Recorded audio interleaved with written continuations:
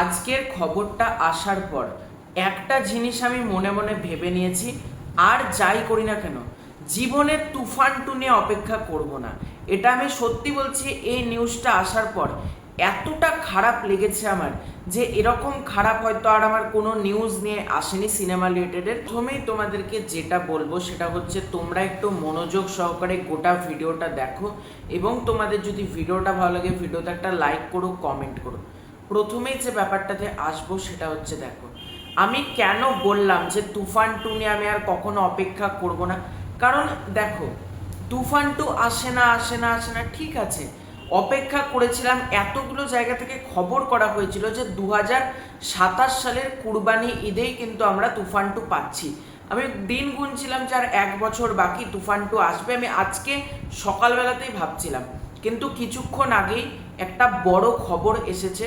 সেটা হচ্ছে 2027 সালের কুরবানির ঈদে ডিরেক্টর হিমেল আশরাফ মেগাস্টার শাকিব খানকে নিয়ে একটা ছবি বানাতে চলেছেন।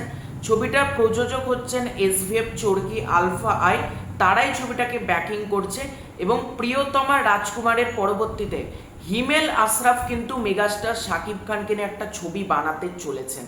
এবার দেখো, হিমেল আশরাফ আমার অত্যন্ত পছন্দের একজন পরিচালক। তার প্রিয়তমা দেখেছি, রাজকুমার দেখেছি, দুটোই আমার মারাত্মক লেগেছে।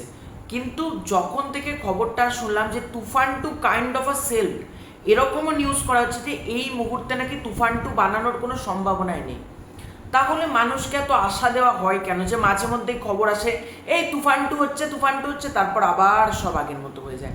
জানি না কেন, মানে এই নিউজটা এখনো পর্যন্ত 100% অফিসিয়াল না। তবে যেরকম অনেকগুলো জায়গা থেকে পোস্ট দেখছি, একটার হিমেল আশরাফ তিনি 3 নম্বর বারের জন্য মেগাস্টার শাকিব খানকে নিয়ে কাজ করছেন। এটা ভীষণ ভালো একটা খবর, আমি আবারও বলছি। কিন্তু তুফান টু, ওই যে একটা ক্রেজ, সেই ক্রেজটা কোথাও গিয়ে না মানুষকে অন্য লেভেলে নিয়ে চলে যায়। ডেফিনেটলি মেগাস্টার শাকিব খান হিমেল আশরাফ যে ছবিটা করবেন সেটা নিয়ে আমি ব্যাপক এক্সাইটেড। কারণ ভুলে গেলে চলবে না, হিমেল আশরাফই কিন্তু প্রিয়তমার মতন ইন্ডাস্ট্রি হিট একটা ছবি দিয়েছে, তারপর রাজকুমারের মতন একটা ব্লকবাস্টার কিন্তু দিয়েছে।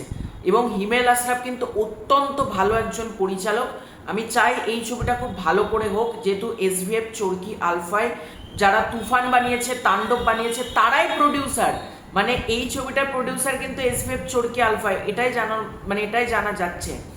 মানে তুফান টু নিয়ে আর অপেক্ষা করে লাভ নেই। আশা করব এই ছবিটা একটা দারুণ কিছু হবে, এবং তুফান টু এর জন্য আমাদের অপেক্ষা কিন্তু আরও বাড়লো। মানে 2028 সালের আগে কিন্তু আমরা তুফান টু পাচ্ছি না, এটা কিন্তু অলমোস্ট কনফার্মড আমরা বলতে পারি। আর দেখা যাক হিমেল আশরাফের সাথে কুরবানি ঈদ 2027-এর প্রজেক্টটা কোন জনরার হয়। মানে আমার মতে হিমেল আশরাফের কিন্তু উচিত না অ্যাকশন ছবি করার, যেরকম প্রিয়তমার মতন একটা গল্প নির্ভর কাজ, ওরকমই কিন্তু হিমেল আশরাফের উচিত একটা গল্প নির্ভর স্টোরি নিয়ে আসা, এবং এই ডুয়োটা দারুণ কিছু হোক, এটাই আমি চাইবো। তো তোমাদের পুরো ব্যাপারটাকে কেন্দ্র করে কি মতামত কমেন্ট করে জানিও। খুব শীঘ্রই দেখা হচ্ছে নতুন কোনো ভিডিওতে, ততক্ষণের জন্য বাই বাই।